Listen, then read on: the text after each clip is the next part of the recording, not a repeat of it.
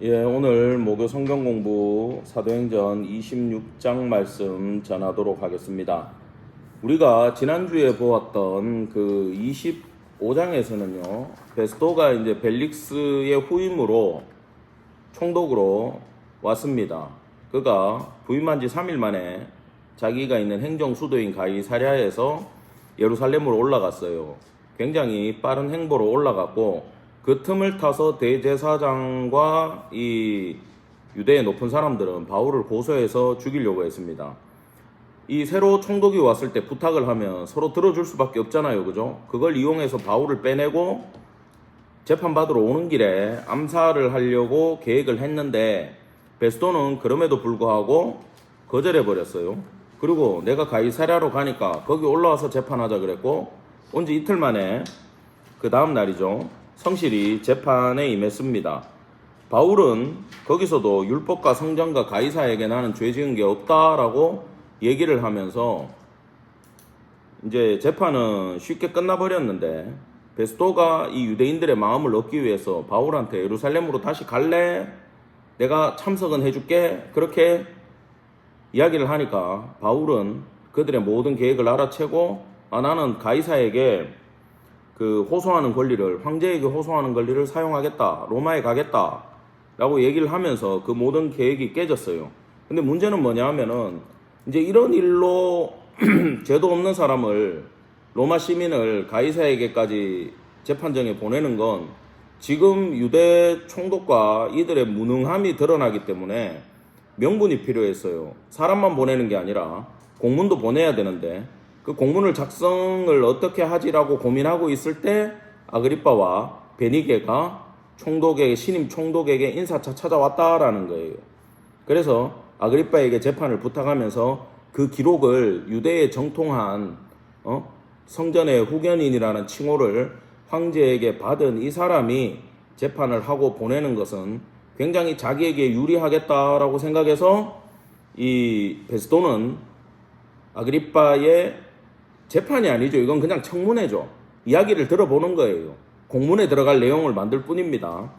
했는데, 그러나 이제 그 원어 신학자인 로버트슨이라는 학자는요, 이번에 아그리빠 앞에서 한 변론이 바울이 지금까지 한 4번의 변론보다 가장 완벽한 게 바로 이 5번째 변론이다라고 본다라고 얘기를 했어요. 왜 그럴 수밖에 없냐 하면은, 이게 완벽할 수밖에 없는 게, 그 전에는 이 폭도라든지 아니면은 반대 의견을 가지고 있는 자들 앞에서 설명을 하려면 하고 싶은 말을 다 못합니다. 그 사람들이 들어주지 않기 때문에.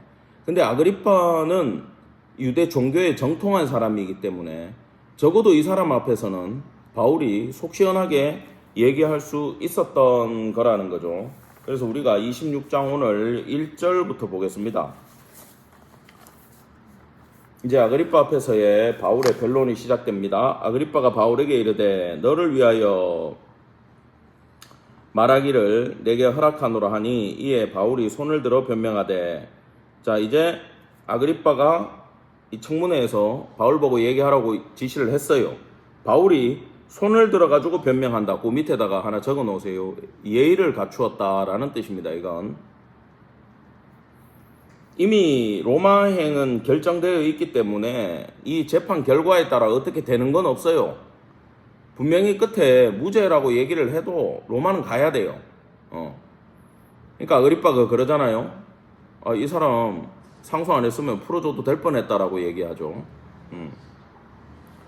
예의를 갖춰서 얘기합니다. 드디어 이제 왕 앞에서 얘기를 하게 됐어요. 사도행전 9장에 다메섹 도상에서 처음 만났던 그 예수님의 말씀이 이루어지기 시작합니다. 아그리빠 왕이여, 유대인이 고발하는 모든 일. 자, 이 네모를 딱 쳐놓으세요. 유대인이 고발하는 모든 일. 사실은 이것 때문에 지금 바울이 이 자리에 서게 된 거고, 그것에 대해서 설명을 하겠다라는 건데, 이게 우리한테는 복음이란 말입니다. 예. 자, 바울이 2절에서 다행히 여기는 것은 3절의 이유가 나와요. 당신이 유대인의 모든 풍속과 문제를 아심이니이다. 이것이 바로 아그리파 앞에서 얘기한 게 다행히 여긴다라는 이유입니다. 왜냐?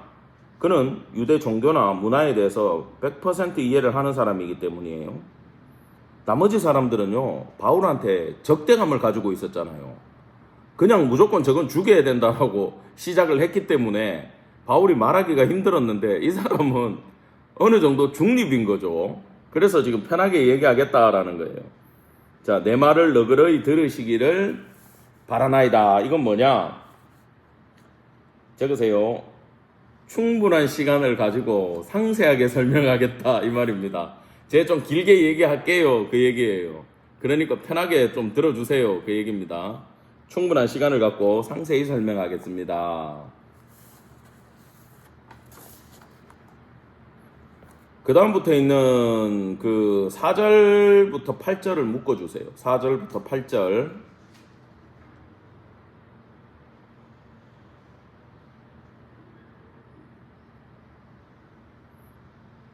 요게 뭐냐 하면은 요 단락을 4절에서 8절부터의 단락을 자신의 배경과 피소의 이유를 설명하는 거예요. 굉장히 논리적입니다. 계획을 가지고 얘기를 하는 거예요. 자신의 배경과 내가 고소당한 피소의 이유를 밝히고, 그 다음에 부활에 대해서 지금 설명을 시작합니다. 벌써 부활에 대해서. 내가 왜 피소가 됐느냐? 결국은 부활 때문입니다. 그 얘기를 시작하는 거예요. 자, 보겠습니다. 내가 처음부터 내 민족과 더불어 예루살렘에서 젊었을 때 생활한 상황을 유대인이 다 아는 바라. 요거는 이런 뜻입니다. 고소자와 피고소자가 동일한 뿌리를 가지고 있습니다. 나는 저놈들하고 옛날에 한패였습니다. 그 얘기예요. 뿌리가 같아요. 이야기를 굳이 왜 꺼내냐 하면, 물론 여러 가지 뜻이 있지만 제일 큰 건요, 이 신학적으로는 이 그리스도교의 정당성을 얘기하는 거예요. 이게 어느 날 갑자기 하늘에서 뚝 떨어진 종교가 아니라 유대교라고 하는 동일한 뿌리를 가지고 있는 종교다라는 거예요. 그러니까 정당하다. 우리는 그냥 그 나사렛 이단 사이비 종파가 아니다, 그 말입니다. 일찍부터 나를 알았으니, 5절입니다. 일찍부터 나를 알았으니, 이거는 그들은 처음부터 나를 알았다, 그 말이에요. 처음부터 알았다. 또 이런 뜻을 갖고 있습니다. 너무나 잘 알고 있다, 나를.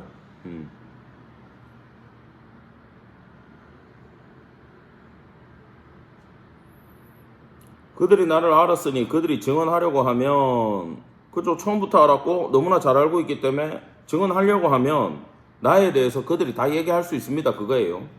아그리파 앞에서 우리 종교예라고 얘기해요. 우리 종교. 그러니까 니도 유대교잖아. 형식적이긴 하지만 우리 종교 딱 얘기를 해요. 야, 니하고 나도 같은 뿌리야. 동질성이 있어. 그 얘기를 합니다. 자, 가장 엄한 파 밑줄 자. 무슨 파죠? 가말리엘 학파죠, 그죠? 근데 중요한 건 여기서 가장 엄하다라는 건 적으세요. 최상급. 나 저기 하이클래스야, 그 얘기를 하는 거예요. 최상급이야.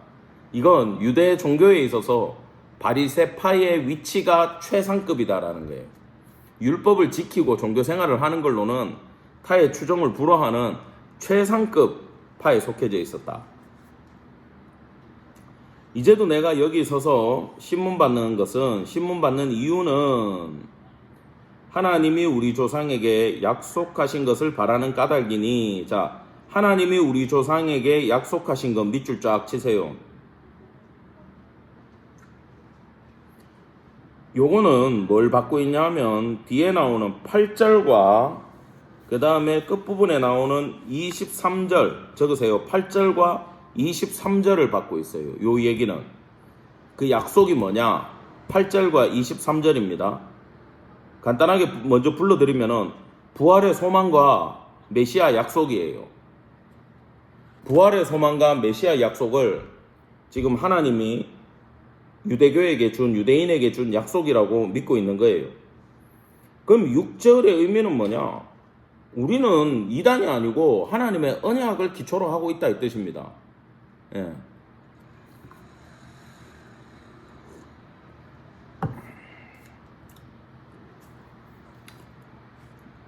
자, 7절입니다.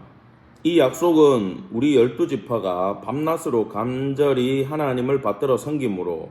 자, 이건 뭐냐? 하나님에 대한 경외심이 있고 그 다음에 하나님을 소망하는, 경외심을 있고 하나님을 소망하는 자들, 그게 12지파예요.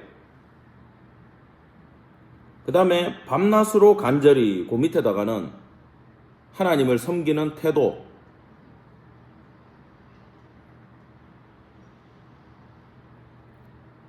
그렇게 경외심 가지고 소망하면서 하나님을 간절하게 섬겼는데 왜 섬겼느냐?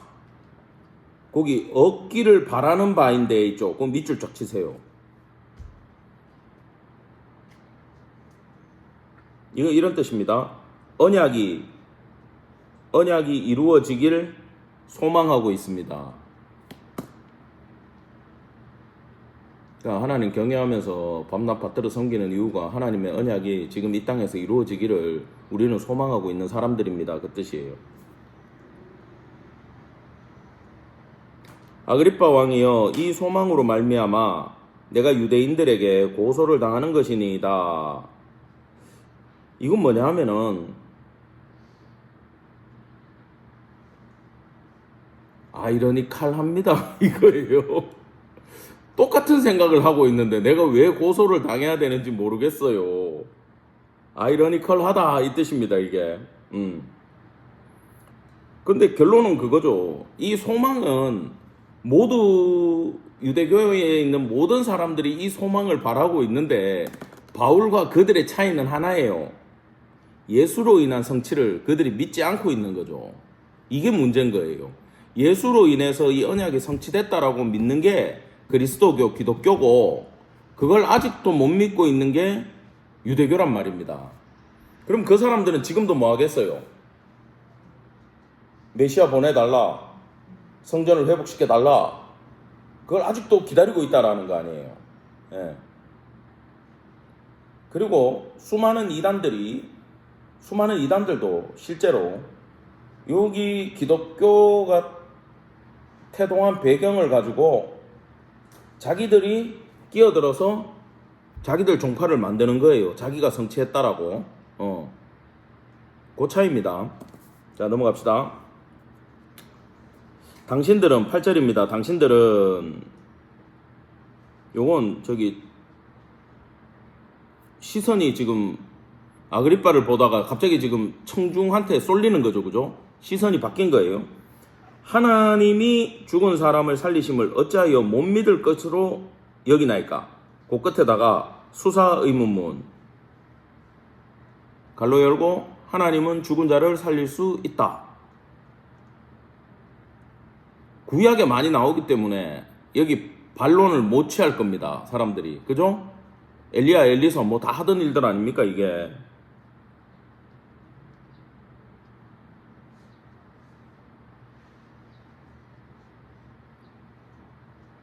그 이야기를 해주는 이유는 다른 게 아니라 이 청중들이 메시아에 대해서 무지하기 때문에. 아그리빠도 잘 모르고요. 버니게 당연히 모르고요. 여기 천부장도 있을 거고 이방인들하고 다수 유대인이 있겠지만 이 메시아관에 대해서 굉장히 약하단 말입니다, 이게. 그러니까 상당히 그 헬라 철학에 오히려 유대교가 빠져 있었고 정치적으로 이용하고 있는 시점에서 현세적 기복주의자들이기 때문에 말로는 메시아를 기다린다고 하지만 메시아에 관심이 없어요. 자, 9절부터 11절까지를 묶어가지고 여기는 무슨 내용이냐 하면 개종 전 바울이 예수를 대적했던 내용이에요.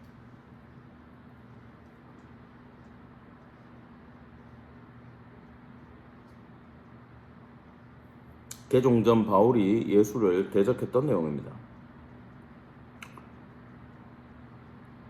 일단 지금 그 앞에서 내 배경, 왜 고소를 당했는지, 부활은 우리가 기다리던 소망이다라는 걸 미리 던져놓고, 자, 나는 어떤 인간이었냐라고 간증을 시작합니다. 나도 에고로 시작해요. 나사렛 예수의 이름을 대적하여 많은 일을 행하여야 될 줄을 스스로 생각하고, 이거는 스스로 의무라고 생각했다.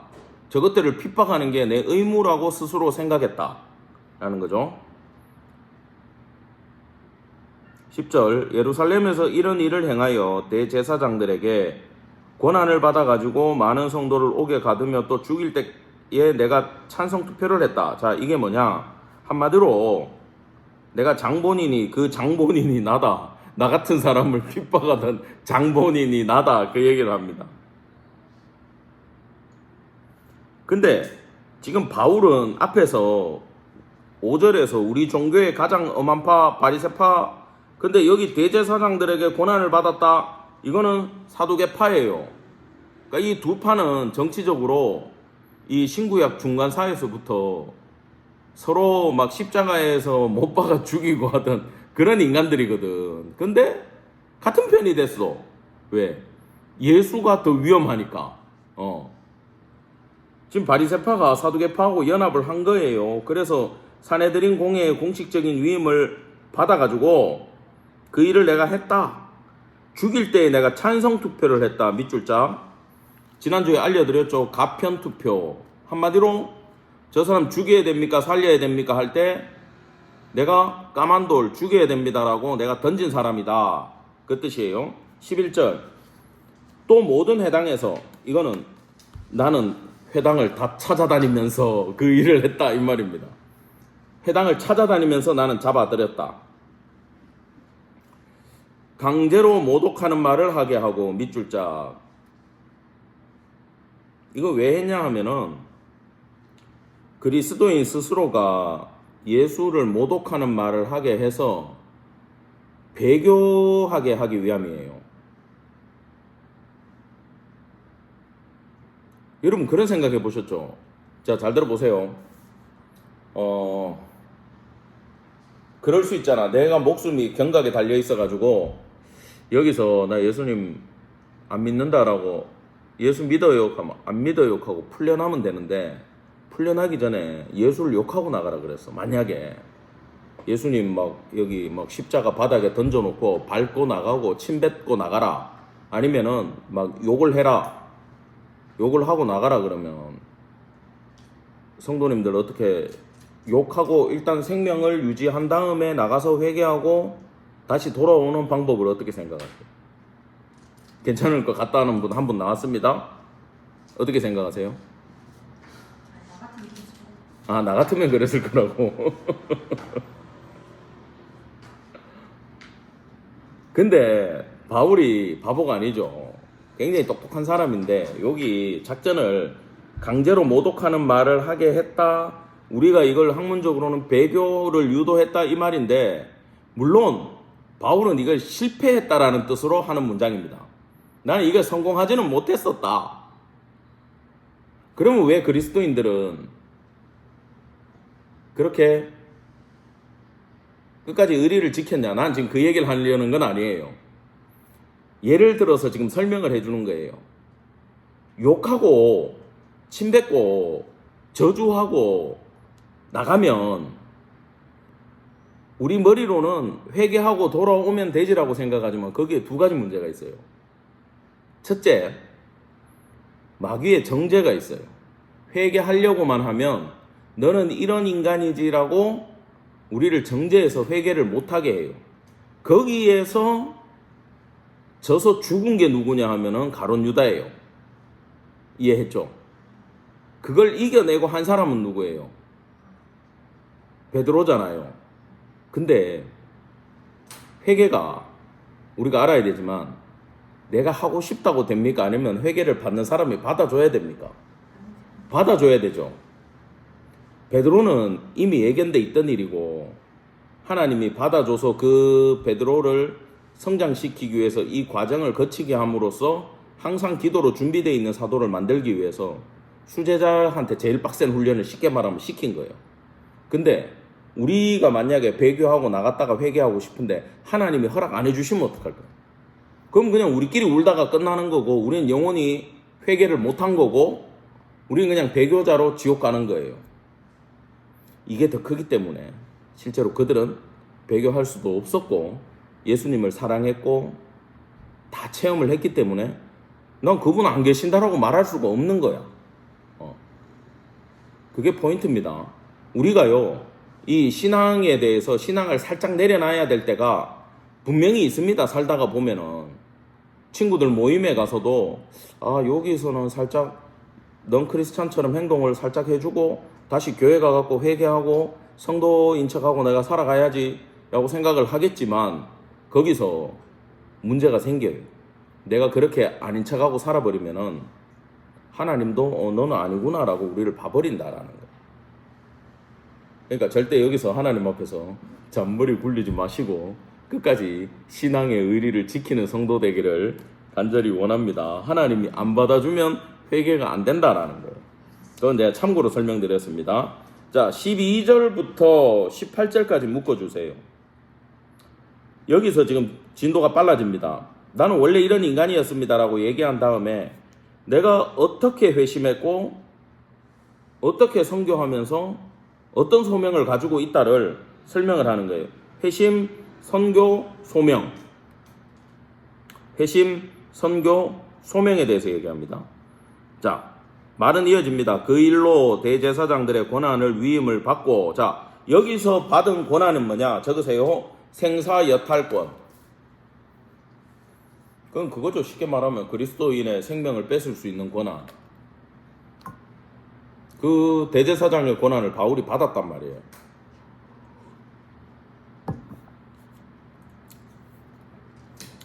그거 딱 받아가지고 목에 힘주고 지금 다메섹으로 갔는데 말입니다. 얘기하는 거야. 왕이요, 아그리빠 왕이요. 근데 문제가 생겼어요. 정오가 되어 밑줄 짝. 이 정오라는 건 두 가지 뜻이 있어요. 첫째, 사람들이 다니지 않는 시간이다. 정오에 뜨거워가지고 못 다닙니다. 그러면 여기서 하는 첫 번째 이야기는 뭐냐? 나는 열심히 얼마나 특심했든지 사람들 더워서 못 다닐 때도 나는 크리스찬 잡으러 다녔잖아요. 그 얘기, 첫 번째 그 얘기예요.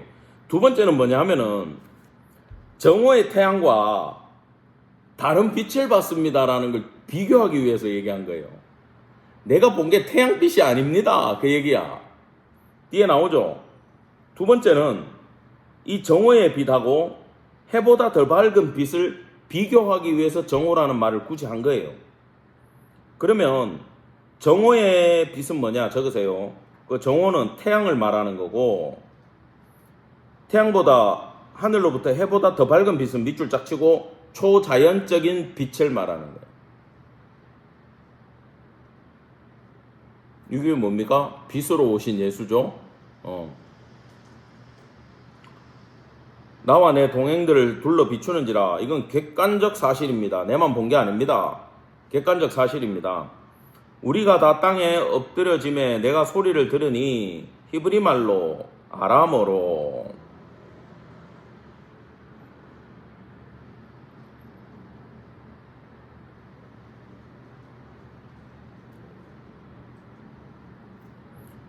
사울아 사울아 내가 어찌하여 나를 박해하느냐.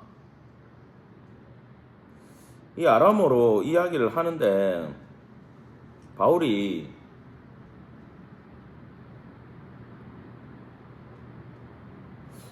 참 마음이, 이 학자들은 그럽니다. 그 스데반 죽이고 지금 가는 길 아니에요.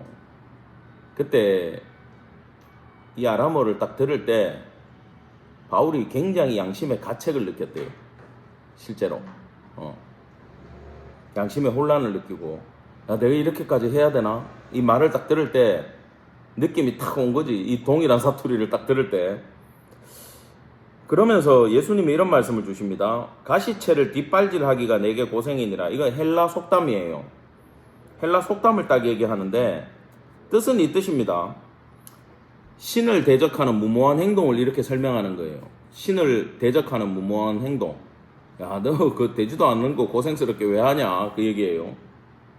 그러면 이거를 무슨 뜻이냐 하면은 그냥 이거는 들으시면 이해가 됩니다. 그 소가요, 소를 몰고 갈 때 소가 말을 안 듣잖아요. 그죠? 지 가고 싶은 대로 갈 거 아닙니까? 그러면 회초리에다가 끝에다가 여기 뾰족하게 가시를 이렇게 달아놔요.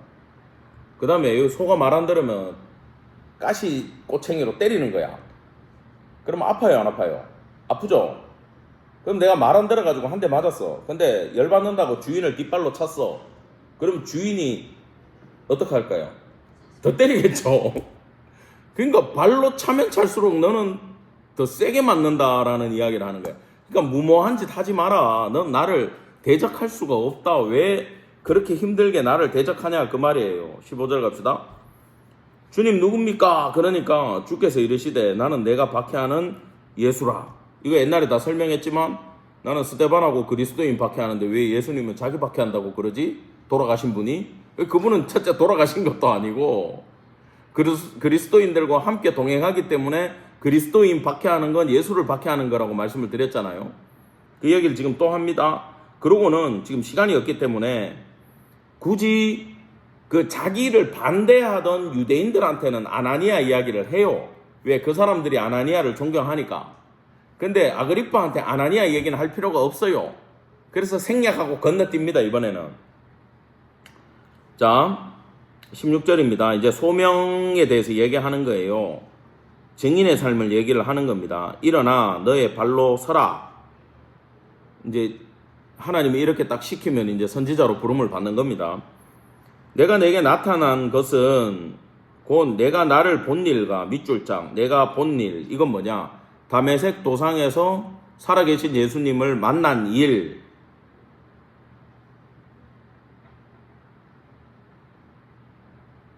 그 다음에 장차 내가 내게 나타날 일 밑줄자. 이건 좀 이따 불러드릴게요.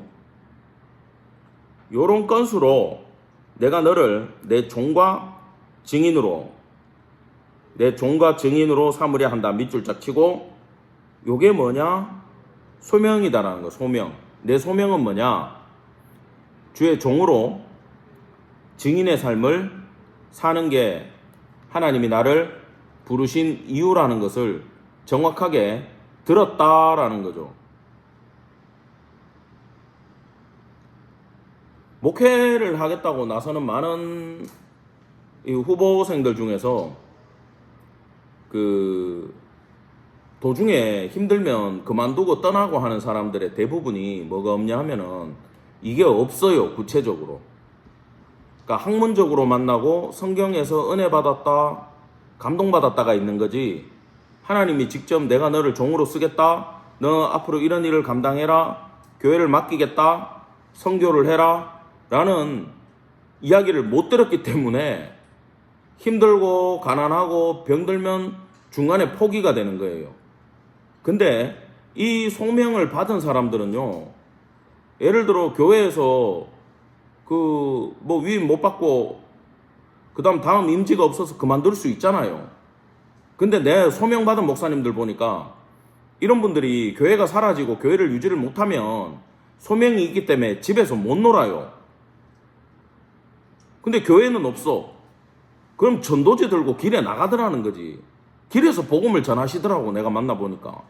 이거 소명이 있는 분들입니다. 이분들을 절대 무시하시면 안 돼요.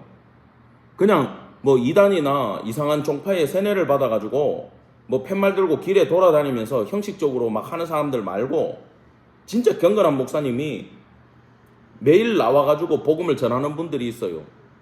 물어보면 교회는 문 닫았대. 교인이 없어가지고. 그러면 쉬시면 되잖아. 근데 소명이 있기 때문에 그만둘 수 없는 겁니다. 아시겠죠? 이게 굉장히 큽니다. 근데 성도에게 있어서도 있잖아요. 소명이란 게 중요합니다. 왜냐하면 하나님이 여러분들이 알지 모를지 모르겠고 받았는지 안 받았는지 모르겠지만 하나님이 나를 성도로 불렀을 때는 따라합시다. 사명이 있다. 하나님은 반드시 그 사람에게, 부른 성도에게 이 있잖아요. 복음이 받을 때는 공짜인데 뭐 돈 내라고도 안 하고 구원도 그냥 공짜로 주시는데, 이 공짜로 구원받고 은혜 받은 사람들은 세상 사람들은 시키지 않지만, 물론 시켜주는 목사가 있는 교회도 있지만 하나님이 그 성도들에게 스스로의 사명을 맡겨요. 근데 얼토당토 안 하고 힘든 건 안 시킵니다. 근데 그런 거 있잖아요. 너는 지금부터 복음의 전도자로서 네 가족을 전도해라. 그럼 그런 사명을 내가 받았어요. 그러면 그걸 가지고 계속 기도하면서 때를 얻든지 못 얻든지 계속 식구들한테 복음을 던져야 돼요. 그러면 열매 맺게 하는 분은 누굽니까? 하나님이 함께 하시기 때문에 열매는 맺혀요. 그럼 이제 몇 년 뒤에 이분이 이제 간증을 하는 거예요, 교회에서. 나는 몇 년 전에 하나님으로부터 이런 소명을 받았습니다. 저를 우리 가정에 복음의 전도자로 삼으셔서 내가 우리 본가 어르신들과 그 다음에 저쪽까지 다 전도를 하고 이렇게 몇 명을 전도해서 다 세례받고 성도들이 다 됐습니다. 여러분들 때를 얻든지 못 얻든지 무조건 던져야 됩니다. 하나님 그러면 역사하십니다.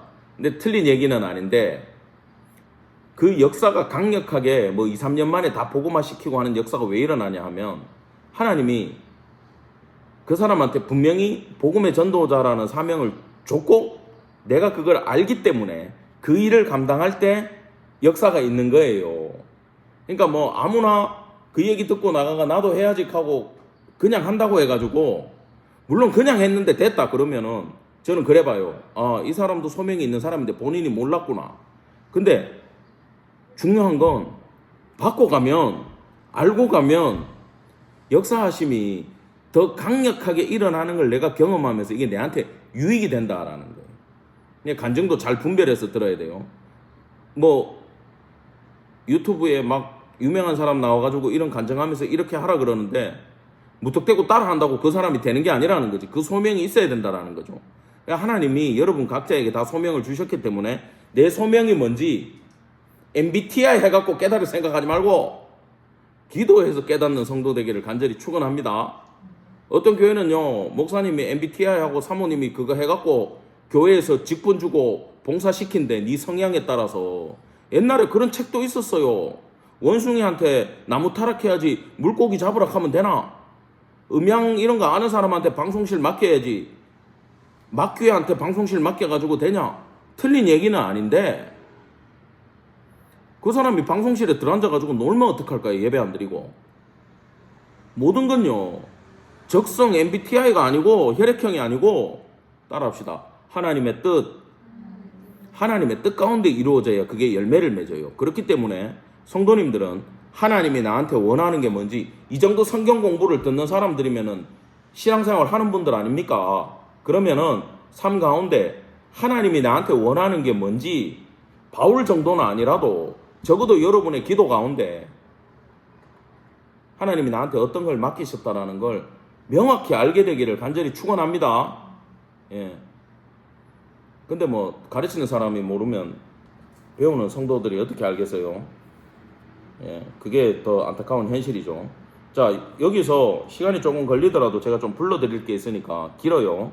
받아 적을 준비를 하시고 이건 여러분 나중에 성경 읽을 때 도움되라고 얘기하는 겁니다.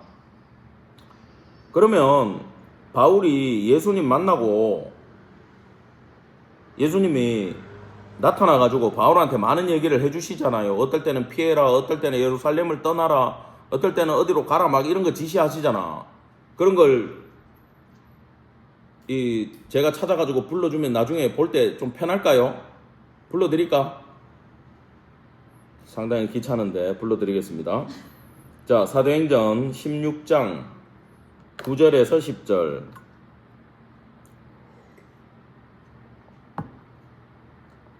요게 뭐냐? 마게도냐로 가라는 환상이요. 그 다음에 18장 9절. 이건 고린도 이야기고 22장 17절에서 18절.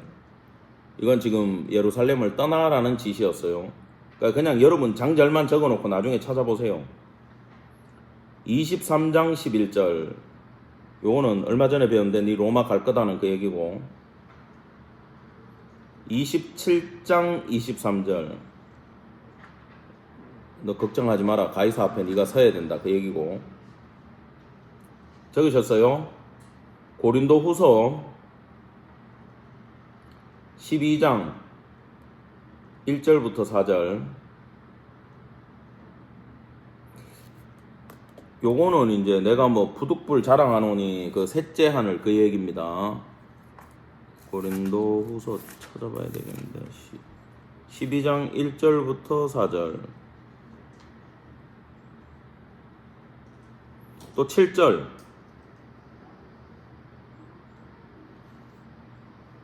여러 계시를 받은 것이까지 하면 고린도후서 12장 1절에서 4절 7절 그 다음에 디모데후서 4장 17절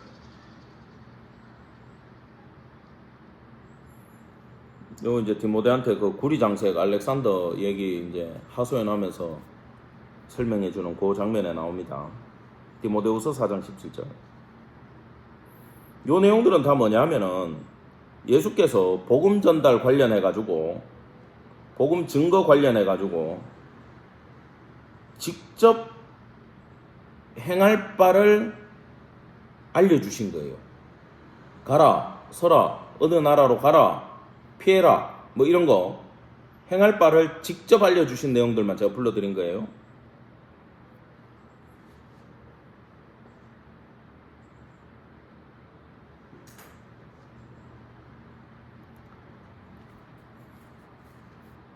이걸 못 들어도 열정이 지나친 사람들은 보면 어디 막 복음 전하겠다고 어디 외국 갑니다. 열정이 있는 사람들은 선교사로 가버립니다 그냥. 근데 가가지고 거기서도 찾을 수는 있어요. 근데 이게 이제 하나님과 교제가 깊어지고 훈련받고 성장하면 이건 뭐 내가 하나님 음성 듣고 싶다고 몇 날 며칠 금식하고 기도한다고 짠하고 들리는 게 아니고 이거는 이제 서서히 성장을 하는데 나중에는 진짜 이게 명확하게 들릴 때가 오거든요. 그러면 여기서 사역하다가 이쪽으로 가라 그러면 이게 탁 옮겨야 되고 여기서 떠나라 그러면 탁 하고 떠나야 되고 이 신호가 온다라는 거죠. 그때는 명확하게.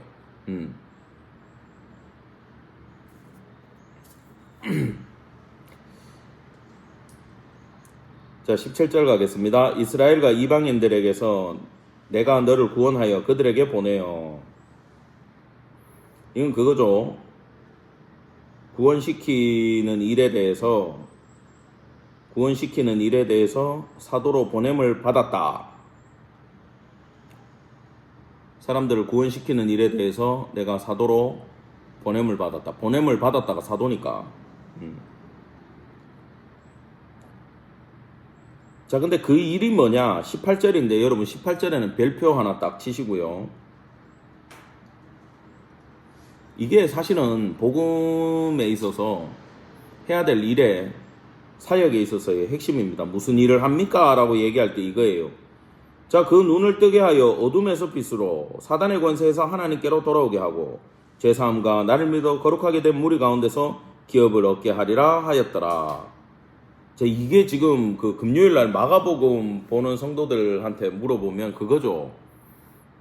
예수님이 이 땅에 오셔서 하나님 나라를 전파하셨다. 그 싸움이 그 죄사함 선포하셨고 축귀하시고 질병을 치유하시고 그죠? 그게 뭐라 그랬어요? 영역 싸움에서 마귀가 지배하고 있는 그 싸움에 예수님이 뛰어들어가지고 제자들하고 뛰어들어가지고 거기서 사람들을 뺏어서 하나님의 통치 아래에 집어넣는 거, 그게 하나님의 나라에 들어가는 거. 그 나라가 뭡니까? 통치 아래가 바실레이아라 그랬고 이게 선포된 게 유앙겔리온이라 그랬고 하시는 일이 뭡니까? 여기서 끄집어내서 저쪽으로 넘기는 거예요. 근데 이 사람을 데리고 나가는 게 아니라 그 사람의 현장에서 마귀의 지배받고 있던 사람, 질병의 노예가 된 사람, 죄의 노예가 된 사람을 해방시켜서 넌 이제 날 믿으니 죄인이 아니다 그러고 치유받아라 그러고 귀신아 나가라 그래서 이 사람의 삶을 하나님 믿는 삶으로 바꿔주는 행위, 그 일을 하기 위해서 바울이 떠났다라는 이야기를 하는 겁니다. 이게 부르신 목적이고 바울이 해야 되는 사역이고 예수님이 하던 사역이고 누가 해야 될 사역이에요. 우리가 앞으로 지금부터 해나가야 될 사역이 이거란 말이에요. 쉽게 말하면 우리가 뭐 목요일날 성경 공부를 한다. 이 시간에 우리가 집에 있으면 뭐 운동 좋아하는 사람들은 골프 치고 나가서 놀 거고, 여자분들도 남자분들도 마찬가지죠. 그 다음에 뭡니까? 뭐 친구들 만나가 커피 마시고 놀고 세상 수다 떨고, 뭐 학교에 관심이 있는 사람들은 야 대학 어떡하냐 이거 얘기하고, 먹는 거 관심 많은 사람들은 맛집 얘기하고 그럴 거 아닙니까? 커피 어디가 맛있다더라 가자 이러고, 여행에 관심이 있는 사람들은 어디 걸으러 가자 뭐 어디 산에 가자 그럴 거 아니에요. 그 나쁘다는 얘기가 아니라, 내 지금 이 시간을 거룩하게 구별해 가지고 말씀 공부하는 걸로 바뀌면 이 목요일 오전 시간이 뭐가 됩니까? 여기에 하나님 나라가 임하고 하나님의 통치가 임하고, 이걸 통해서 여러분들이 오히려 하늘로부터 오는 능력과 힘을 얻게 되는 거 아니에요. 근데 복음이든 신앙생활이든 가정이든 여러분의 친구 사이든 잘 생각하세요. 따라가야 될 게 있고 내가 끌고 가야 될 게 있어요. 아시겠습니까? 여기서 뭐 이 끌고 가는 게 사실은 쉽지가 않습니다. 사람들 해가지고 같이 이렇게 말씀 공부하자 기도하자 뭐 하는 게 쉽지는 않아요. 근데 여기에 하나님의 통치가 이루어질 때 이걸 통해서 하나님이 이루시고자 하는 일들이 있기 때문에 우리는 분명히 알고 그 길을 갈 때 거기에 하나님의 놀라운 능력과 축복이 예비가 돼 있다라는 거예요. 그래서 이 영역 싸움을 여러분들은 이 뭐 속칭 그 땅 따먹기라 그러는데 이 땅 따먹기를 잘 하셔야 되는 거야. 그 영역들을 점점 예수의 영역으로 여러분들은 끌고 오려고 생각들을 하셔야 된다라는 거예요.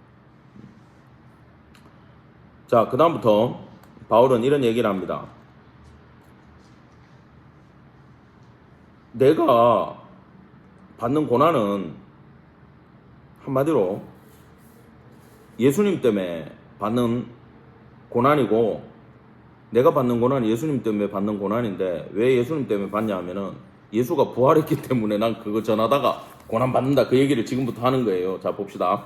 아그리빠 왕이여, 그러므로 하늘에서 보이신 것을 내가 거스르지 아니하고, 이건 이런 뜻이죠. 이중부정인데 내가 어떻게 불순종할 수 있겠습니까? 그 말이에요. 나는 하나님 나한테 보여주신 거에 대해서 불순종할 수가 없습니다. 한마디로 전하지 않으면 내가 미칩니다. 그 얘기입니다.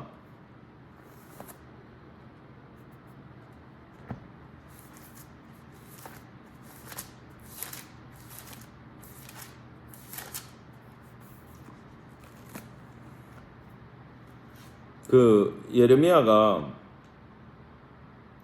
20장 7절부터 이래 얘기를 해요. 예레미야가 여호와여 주께서 나를 권유하심으로 내가 그 권유를 받아 싸우며 주께서 나보다 강하사 이기셨으므로 내가 조롱거리가 되니 사람마다 종일토록 나를 조롱하나이다.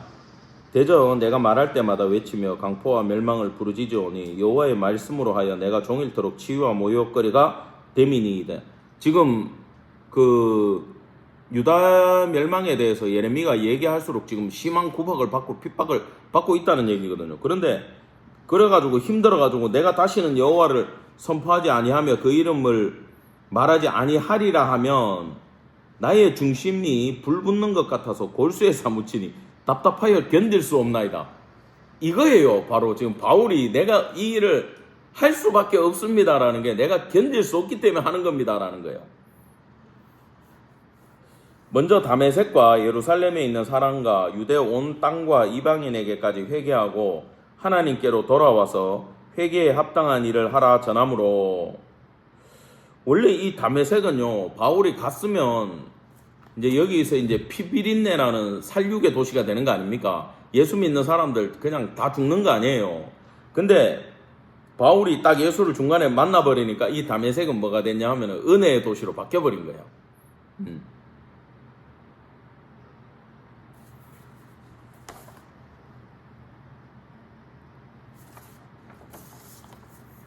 그것 때문에 21절로 가겠습니다. 은혜의 도시로 바뀌었는데 21절 앞에 이런 게 삽입되어 있어요. 이런 이유들로라는 말이 삽입되어 있어요. 원래 그 바울이 복음 원래는 잡아 죽이러 갔다가 싹 바뀌어가지고 복음을 전해버리니까 유대인들이 열받아가지고 나를 죽이려고 하는 이유입니다. 그걸 설명해 주는 거예요. 그럼 여기서 우리가 알 수 있는 게 뭐냐? 적으세요. 바울이 지금 터뜨린 사건이 이겁니다. 유대인들이 진짜 나를 고소하고 죽이려는 이유는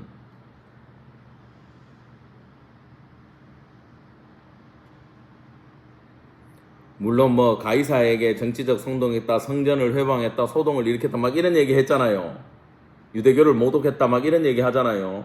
그게 아니고 그런 건 없고 내가 복음을 전했기 때문이다.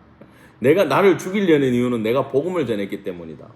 이건 한마디로 나는 예수를 믿고 그 예수가 부활했다라는 사실을 내가 전했기 때문에 저 사람들이 나를 죽이려고 한다. 근데 이게 문제가 없는 게 메시아에 대한 소망은 구약에 있는 거고 부활도 구약에 있는 거고 그러니까 날 죽일 이유는 없는데 그들은 날 죽이려고 한다. 왜? 왜 그럴까요? 왜 그들은 예수를 못 받아들일까요? 이게 더 중요해요. 지금 이유는 나왔어. 고소 내용이 문제가 아니고 예수를 전했기 때문에 날 죽이려고 하는 건데 그들은 왜 예수를 못 받아들이느냐 이걸 지금 물어보는 겁니다. 적으세요. 배타적 선민의식.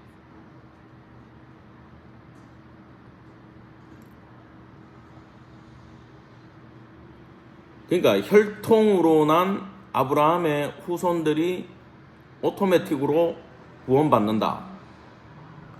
어쨌든 간에 할례를 행하고 유대교로 돌아와서 우리가 시키는 율법을 준수를 해야 하나님이 그 사람들을 구원할 거다.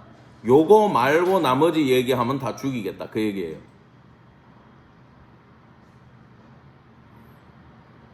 그 주신 이유가 예수 때문인데 못 받아들이겠다. 우리가 믿는 게 더 중요하다. 하나님 뜻 중요하지 않다. 지금 요렇게 얘기하는 겁니다. 22절 하나님의 도우심을 받아 밑줄 자. 이건 하나님이 나의 조력자다. 그 뜻입니다. 하나님이 나의 조력자다. 그럼 그걸 내포하고 있죠. 그러니까 저놈들이 날 죽이려는 음모는 성공할 수 없다. 이걸 내포하고 있어요. 하나님이 나의 조력자이기 때문에. 오늘까지 서서 높고 낮은 사람에게 밑줄 자.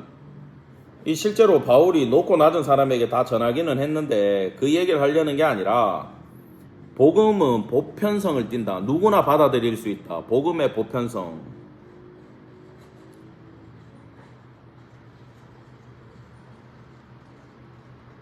선지자들과 모세, 구약 성경 전체, 선지자 모색하면 선지자들의 말과 모세의 율법 끝이죠. 구약 다 해요. 나는 그거밖에 말한 게 없습니다. 뭡니까? 그게 내용은 곧 그리스도가 고난을 받으실 것과 자, 그리스도가 고난을 받으실 것 밑줄 짝 치고 한마디로 이거예요. 저 사람들이 배타적 선민의식으로 날 죽이려고 하는데 왜 그러냐? 아까는 이제 진짜 고소 이유는 그런 내가 뭐 성전 회방 이런 게 아니고 진짜 고소 이유는 복음 전파고 복음 전파를 한 사람을 죽이려는 이유는 배타적 선민의식이다까지 얘기했잖아요. 그럼 배타적 선민의식은 왜 생겼느냐? 그 얘기를 하는 거예요. 진짜 대단합니다. 이 이야기가. 그럼 고난을 받으실 것 때문인데 거기 밑줄 쫙 치셨다 그랬죠. 그거 적으세요. 이사야 53장에 나오는 고난의 종을 이해하지 못했기 때문입니다. 그겁니다. 이사야 53장에 나오는 고난의 종을 이해하지 못했기 때문이다. 그러면 이사야 53장은요.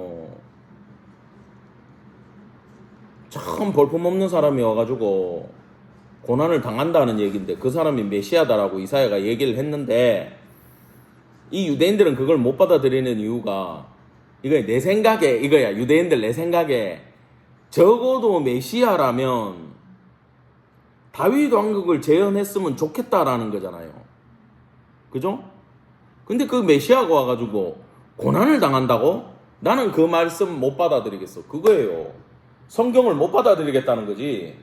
하나님 말씀 안 믿겠다라는 거지. 그러니까 메시아도 못 받겠다는 거죠. 심각해지는 거죠. 무슨 메시아가 고난을 받아 이 얘기를 해버리는 거야. 자, 죽은 자 가운데서 먼저 다시 살아나서 이스라엘과 이방인들에게 빛을 전하시리라 함이니이다. 그 니들 사두개파는 더 인정 못하겠지만 고난의 종으로 오셔가지고 고난만 당하고 끝나는 게 아니라 부활을 해가지고 이 나에게 빛으로 오신 예수처럼 세상에 빛을 비추는 그 역사가 일어날 거에 대해서 저놈들은 안 믿고 내가 그거 전한다고 나 죽이려는 겁니다. 이걸로 이제 바울의 이야기는 끝납니다. 1차적으로 이제 복음은 끝나요. 그 다음에 24장부터 보면 이와 같이 바울이 이같이 변명함에 이제 베스도 총독이 일어나가지고 막 소리칩니다. 바울아, 네가 미쳤구나 그래요. 이거 미쳤다라는 건 적으세요. 정신 이상.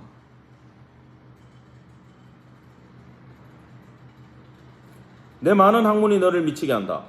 네 공부 많이 하고 똑똑한 거 가말리엘 학파 내 인정할게. 너 진짜 많이 배운 사람 맞고 말도 진짜 잘하는 거 보니까 너 정말 똑똑하고 우리로 말하면 뭐 서울대 나오고 하버드 나온 거 이해하겠는데 네 공부 너무 많이 해갖고 미친 거 아이가 그 얘기입니다. 현실과 상상을 책에 빠져가지고 이해하지 못하고 있는 거 아니냐 그 얘기예요. 25절 바울이 이르되 베스도 각하여 저거 밑줄 치세요. 내가 미친 것이 아니에요. 참되고 온전한 말을 하나이다. 나 안 미쳤고요. 참되고 온전한 말 이거는 그냥 이런 뜻이에요. 안전하고 건전한 마음을 갖고 있어요. 나 아주 건강한 정신세계를 영유하고 있습니다. 이 얘기를 나 안 미쳤습니다. 그 얘기는 뭐냐면은 내 말 듣고 니도 회개해라 이 뜻입니다. 자, 그러고는 또 방향을 확 바꿔가지고 아그리빠한테 넘어갑니다. 여기 왕은 아그리빠 2세인데 이 사람이요 못 빠져나가게 얘기를 실제로는 해요. 왕께서는 이 일을 아시기로 내가 왕께 담대히 말합니다. 이건 뭐냐? 네가 대제사장 임명했잖아. 네가 이거 율법 빠삭하다고 황제한테 가가지고 성전 보호자라고 네 호칭도 받아왔잖아. 너 구약 알 거 아니야. 이 얘기를 해버리는 거야 바울이. 네 잘 알잖아 이거. 이러니까 지금 아그리빠 지금 바짝 쫭니다 이거. 이 일에 하나라도 아시지 못함이 없는 줄 믿나이다. 이거는 한쪽 구석에서 행한 일이 아닙니다. 이거 있잖아요. 그때 예루살렘 난리 났었잖아요.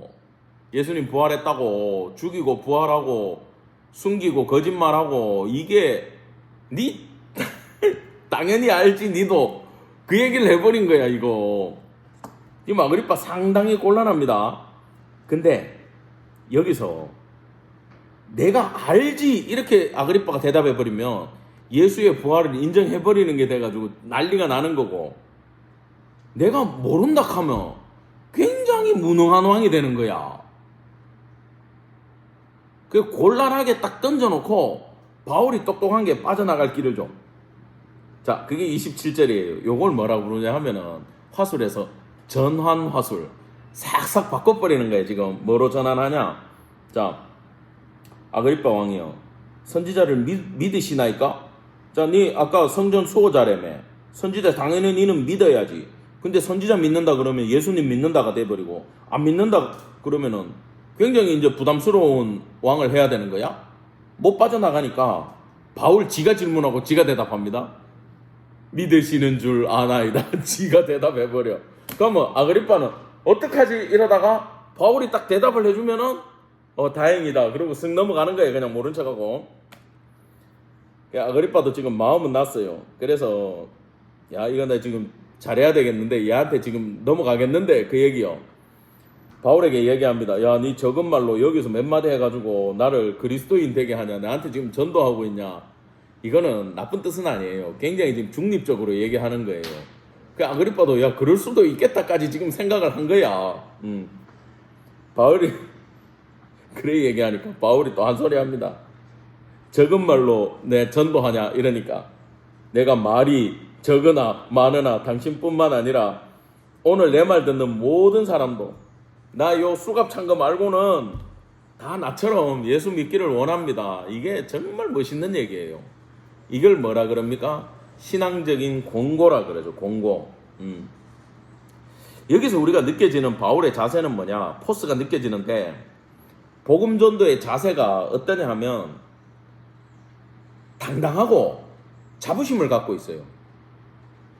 우리는 어디 가가 전도하라 하면요, 그 사람이 안 받아들일 거기 때문에 쭈삣쭈삣하게 얘기해요. 근데 바울은요, 남노하게 수갑 차고 있고 허리 꼬부라져가지고 온전신에 두들겨 맞아가지고 질병투성인데, 이 양반은 엄청 지금 법정에서 당당하게 서가지고 왕하고 총독 뭐 이런 사람들 앞에서 니도 예수 믿어라 이렇게 얘기하는 거 아니야 지금. 왜요? 어떻게 그게 가능합니까? 내가 믿는 예수가 사실이고 내가 믿는 예수가 살아있고 하나님의 아들이니까 바울은 지금 당당하게 내가 여기서 제일 잘 나가 그러면서 자부심을 가지고 지금 복음을 전하고 있다라는 겁니다. 자, 30절. 왕과 총독과 번이게가 그와 함께 앉은 사람들이 다 일어나서 청문회는 끝났고 자기들끼리 이제 얘기하는 거예요. 야, 이 사람은 사형이나 결박당할 만한 아무 이유가 없네. 적으세요. 무죄 선언 딱 적어 놓으세요. 지금 5차의 변론의 결론이 뭡니까? 무죄예요. 그러면은 이걸 들은 핍박받는 크리스찬들은 야, 우리가 믿는 종교는 문제가 있네 없네? 없네. 유대의 왕도 총독도 로마도 이걸 문제화 삼지 않는 그런 정당한 종교가 만내가 되는 거고, 그러면 풀려나면 되는데 왜 안 풀려나죠? 외적으로는 가이사에게 상소를 했기 때문에 가야 되니까 안 풀어주는 거고, 영적으로는 적으세요. 바울을 보호하기 위한 하나님의 섭리가 있는 거예요.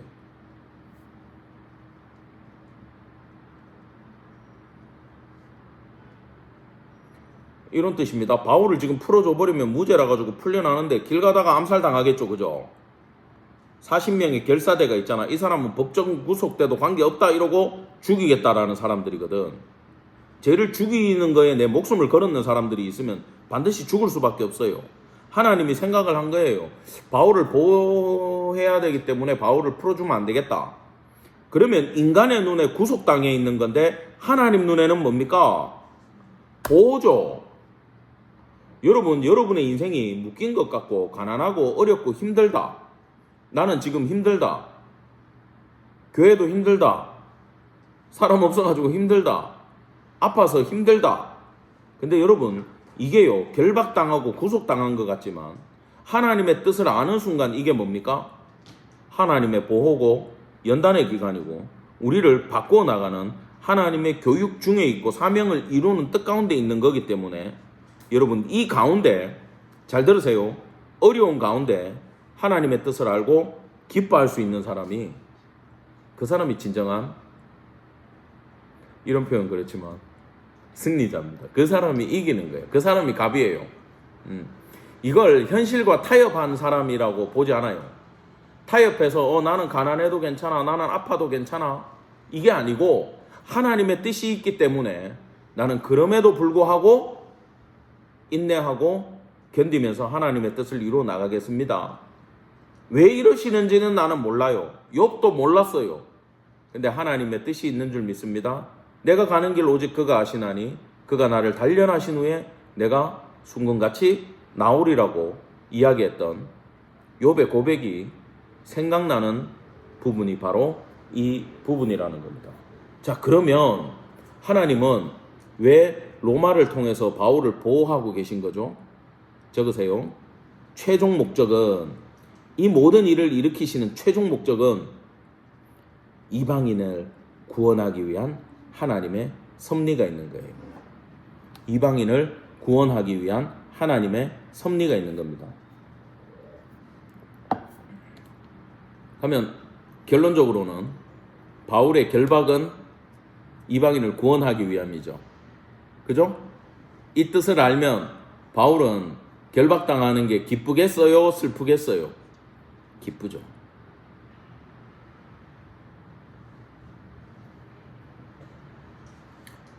이에 아그리빠가 베스도에게 이르되 이 사람이 만일 가이사에게 상소하지 아니하였더라면 석방될 수 있을 뻔하였다 하니라. 요거에 대해서 제가 다 설명을 해드렸습니다, 방금. 자, 바울이 전하는 건 내가 만난 예수고 받은 사명을 전하고 있어요. 여러분들 복음을 전할 때 1번이 뭐냐? 적으세요. 내가 복음을 전할 때 해야 되는 첫 번째는 내가 만난 예수를 전해 주셔야 돼요.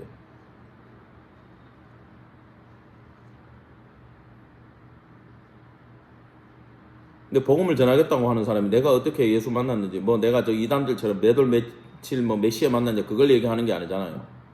내가 만난 하나님, 그럼 내 구원은 어릴 때 받아가 모르겠는데, 그럼 내가 경험한 하나님, 내가 이럴 때 이렇게 일했더니 하나님이 이렇게 도우셨다, 나는 그때 이 말씀 붙들었다, 너도 이 말씀 붙들어 볼래? 어제 예배 끝나고 어떤 집사님이 회사 일 얘기하면서 아는 회사 다른 직원분이 엄청 어려운 일을 겪으면서 혹시 이 문제로 그만둬야 될지도 모른다고 굉장히 힘들어할 때 우리 교회 집사님이 가서 그분을 위로해 주면서 두려워하지 말라고 말씀 카드를 보내주면서 하나님이 여호수아한테 주셨던 그 말씀을 탁 전해주면서 야, 괜찮을 거야, 너 하나님 말씀 믿고 견뎌봐, 기도해, 하나님 역사해 주실 거야, 딱 그걸 전화하면서 나도 자기 간증을 하게 되거든요. 그때 집사님도 자기 간증을 하면서 너도 믿어봐라 이렇게 복음을 전하셨다고 할 때 잘하고 계시는구나. 왜? 내가 힘들 때 말씀 붙들고 이겨냈다, 하나님이 도우셨다, 너에게도 역사해 주실 거야, 믿어봐. 그러면요, 이 간증이 있기 때문에 그 사람이 간증 때문에 믿는 건 아니에요. 요 바울이 썼던 방법대로 역사하시면은 하나님의 도우심이 있는 줄 기억하기를 간절히 바랍니다. 예. 그래서 내가 만난 예수를 전할 수 있어야 되고 내가 받은 사명을 이야기할 수 있어야 돼요. 그럼 이건 해야 될 일이고, 자세는 뭐냐? 아까 바울처럼 당당하게 자부심을 가지고 전해야 돼요. 내가 세상에서 갑을병정 중에 정이라도 관계없어요. 회사에서 하청에 하청받아도 제일 상급자한테 얘기할 수 있어야 돼요. 왜? 내가 만난 예수는 진짜니까, 살아계시니까. 자부심을 가지고 당당하게 얘기해야 돼. 이게 있는 사람은요, 아무리 재벌을 만나고 부자를 만나도요 쫄지 않습니다. 왜? 저 예수 안 믿잖아, 나 예수 믿잖아, 나 주님이 함께 하시잖아. 주님이 함께 하신다고 저 재벌보다 나한테 돈 많이 주시지 않아요. 근데 난 영원한 생명과 복음의 능력을 가지고 있는 사람이에요. 당당할 수 있다라는 거죠. 여러분, 이걸 생각을 하셔야 돼. 생각 안 하면 말려듭니다. 그 다음에 마지막으로 필요한 게 뭐냐? 내 삶을 이끌어 가시는 하나님의 섭리를 볼 수 있는 눈까지 있어야 돼요. 아까 얘기했죠. 바울이 구속당해 있으나 이거는 결박이 아니고 하나님의 보호고 이방인을 구원하기 위한 하나님의 계획 때문에 나는 어쩔 수 없이 지금 2년 넘게 감옥에 있다. 앞으로 군인들하고 로마까지 나는 호송돼야 된다. 왜? 복음을 전해야 되니까. 하나님의 섭리에 대한 이해가 없으면요, 우리는 한순간도 견딜 수가 없어요. 내가 상담해보고 신방해보면요, 사람마다 다 힘든 걸 가지고 있어요. 근데 어떤 분은 하나님이 이렇게 해서 이렇게 끌고 가시겠구나라는 걸 명확하게 알겠는데, 어떤 분에 대해서는 왜 저러시지 모르는 게 더 많아. 여러분, 그럼에도 불구하고 그 성도에게 하나님의 뜻이 반드시 있기 때문에 본인들은 기도하면서 내 인생을 향한 하나님의 뜻을 반드시 깨닫는 성도 되기를 간절히 축원합니다. 예, 오늘 할 일과 자세와 섭리에 대한 이해를 마지막으로 설명을 했습니다. 이 바울의 자세, 복음 전달의 방법을 여러분들 기억하시고 오늘도 믿음의 사람으로 승리하는 모든 성도 되기를 간절히 축원합니다.